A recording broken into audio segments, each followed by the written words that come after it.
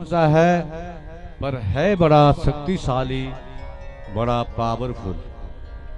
जो लोग अपने मन को बस में कर लेते हैं वो पूरी दुनिया को अपने बस में कर लेते हैं। कैसे कर लेते हैं? तो आप देखते हैं जैसे इंसान का एक बड़ा घर होता है, किसी का सिंगल मंजिल, किसी का 2 मंजिल, किसी का 3 मंजिल, किसी का 4 भी होता है। इतने बड़े घर में उसका दरवाजा कमरे का कितना छोटा होता है कि नहीं? इतना ही नहीं, दरवाजे में लगने वाला कुंडा कितना छोटा होता है। इतना ही नहीं माताओं बहनों, उस कुंडे में लगने वाला ताला कितना छोटा होता है। और इतना ही नहीं, उस ताले में लगने वाली चाबी कितनी छोटी होती है।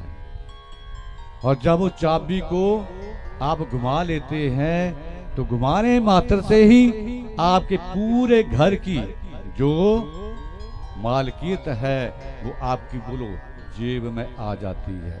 आती है कि नहीं आती है? ठीक इसी तरह महाराज, जैसे उस पूरे घर की छोटी सी चाबी को घुमाने से मालकियत हमारी जेब में आ जाती है, इसी तरह इस सूक्ष्म मन को कंट्रोल करने से सारी दुनिया हमारी जेब में बोला करो आ जाती है। सज्जनों, चाबी को 2 तरफ घुमाया जाता है। एक तरफ घुमाए तो ताला बंद हो जाता है और दूसरी तरफ घुमाए तो बोलो ताला।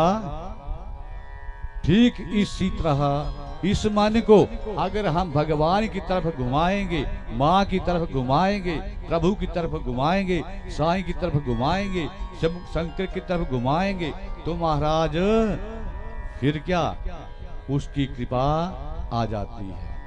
और उल्टा इस संसार की तरफ घुमाएंगे ना इस चाबी को, तो फिर आई हुई कृपा भी वापस एक ना एक दिन बोलो हो जाती है। बोली बांके बिहारी लाल की। दुनिया की तरफ घुमाया तो महाराज सब सुख बंधनों से महाराज हम उन सुख सुविधाओं से वंचित हो जाएंगे। लिखा है कि मन के हारे हार है, मन के जीते जीत, ये मन ही मिलावत मात से और मन ही करत फकीर। ये मन का सारा चक्कर है महाराज। इस मन को आप प्रभु चरणों में ले जाओ तो आपको सब कुछ मिलेगा, और दुनिया के तरफ ले जाओ तो ये मन फकीर भी बना देता है। अर्जुन से कहा, अर्जुन इस मन को अपने बस में कर ले, दुनिया पर विजय प्राप्त कर लेगा।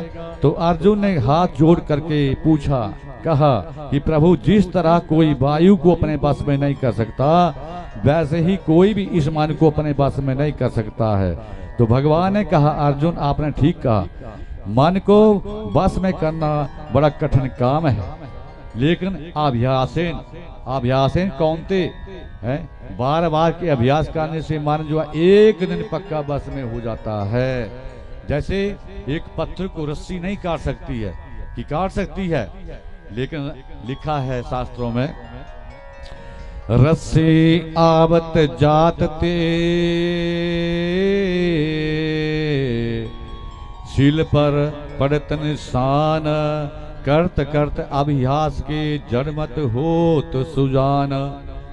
जब बार बार उस रस्सी को पत्थर के ऊपर घुमाया जाएगा तो आपने देखा होगा वो रस्सी जो है निशान डालते हुए धीरे धीरे पत्थर को भी काट देती है। बोली बांके बिहारी लाल की। तो इसलिए इस मन को बार बार सत्संग में लेकर के आए। सत्संग में कही गई अच्छी अच्छी बातें उस रस्सी की तरह है, धीरे धीरे तुम्हारे मन को दुनिया से काट देगी और परमात्मा से जोड़ने का कार्य करेगी। क्योंकि सारे संसार में पहले दिन मैंने कहा था कि 2 वस्तुएं दुर्लभ हैं। कौन सी? एक तो इस कथा का मिलना बड़ा दुर्लभ है, दूसरा ब्राह्मणों का दर्शन करना बड़ा दुर्लभ है, और तीसरा संत महापुरुषों का दर्शन करना बड़ा दुर्लभ है। संत समागम हरि कथा तुलसी दुर्लभ दोए, सुतदारा और गृह लक्ष्मी पापी के भी होए, पापी के भी होए। जयकारा श्री राम बालिदा वो सच्चे दरबार की।